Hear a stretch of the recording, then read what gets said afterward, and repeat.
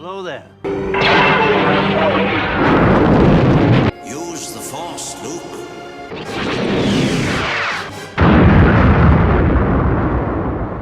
Think you know everything about Star Wars? Well, I bet you didn't know that the Sandcrawler almost started a real-life war, or that this prop here was actually a hand-me-down from a forgotten Disney movie. Today, we're diving into 5 deep-cut secrets that will absolutely change the way that you see A New Hope.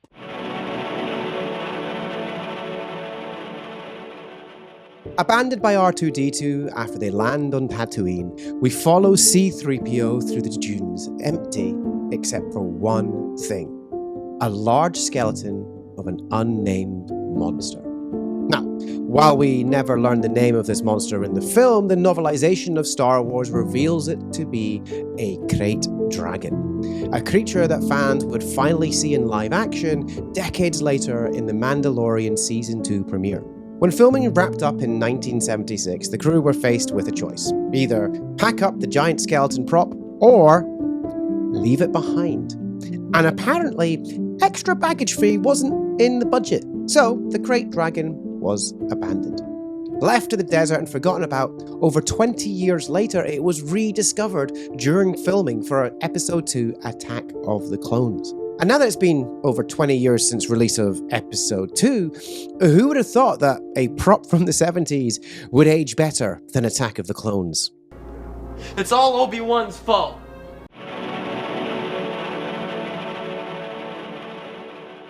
Let's stick with the krayt dragon for just a second. Doesn't it look familiar?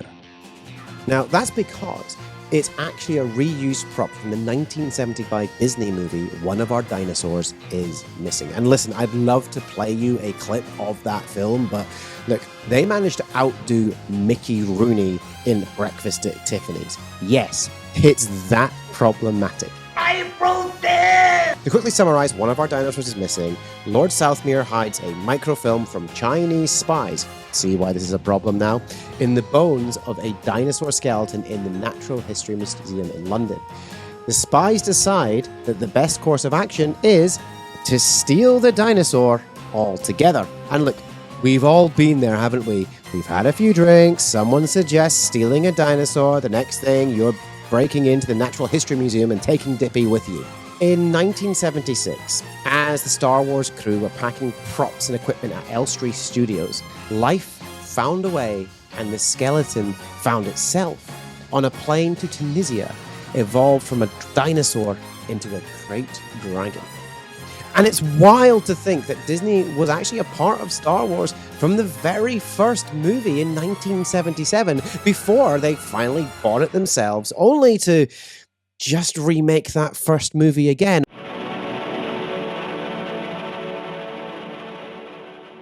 We're sticking with Tatooine for this one too. Well, more accurately, we are sticking with the filming location. As I've already said, the desert scenes were filmed in Tunisia, and alongside the krayt dragon, you can still find the large homestead mostly intact. Over the 2 weeks of filming, they captured the meeting of Obi-Wan, Mos Eisley, the setting of the Binary Suns, and of course the Jawas and their giant sandcrawler.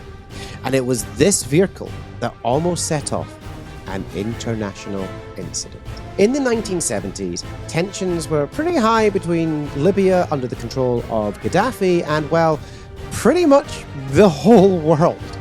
But specifically with Tunisia, as they shared a border. In the same month filming began on Star Wars, Libya had just expelled thousands of Tunisian workers.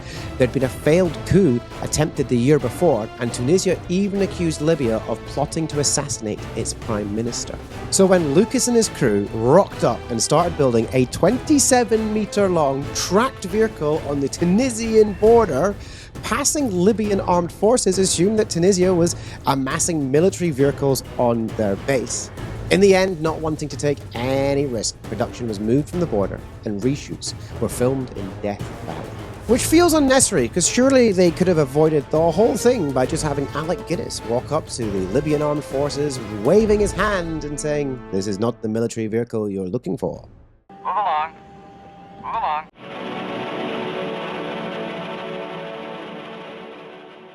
After 11 weeks of filming, during which the production faced difficulties and went over budget by $3 million, the cast and crew were convinced the film would flop.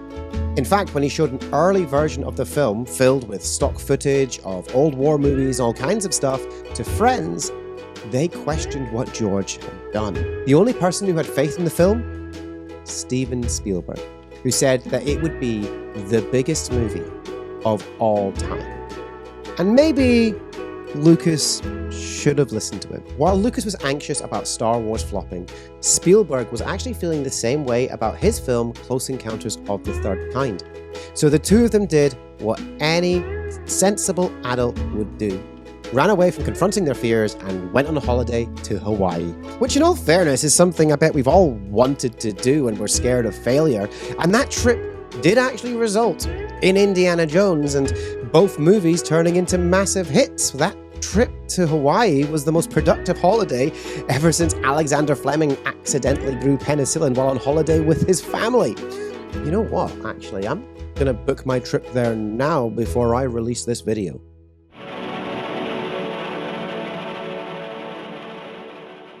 In a movie filled with iconic scenes, there is one that stands out more than any, and that is the trench run on the Death Star. With the Death Star looming over the rebel base on Yavin 4, slowly coming to range to fire its planet-destroying weapon, the rebels mount an assault on the space station, aiming to fire a torpedo in a 2-meter exhaust port that is heavily protected. The first trench run attempt is led by Gold Leader, who was unfortunately killed by a TIE fighter piloted by Darth Vader. Unnamed in the film, he was named as John Dutch Vander in the book Ultimate Star Wars. Played by Angus MacGinnis, he then played that character again in Rogue One through a mixture of archival footage and newly recorded lines. Angus MacGinnis, outside of Star Wars, had a pretty decent acting career, but during a hiatus in that career, in the mid-80s, he moved to Edinburgh, Scotland, and opened up a pizza place called Mama's Pizza that is still open to this day and one of my favourite places to go. And yes, on the menu, they do have nods to Star Wars, with pizzas such as Induya Strikes Back, Cheese 3PO, and BBQD2. Could I suggest Ham Solo? You know, it's basically a Hawaiian without the pineapple, because pineapple does not belong on a pizza. Not even Darth Vader is evil enough to order pineapple on a pizza.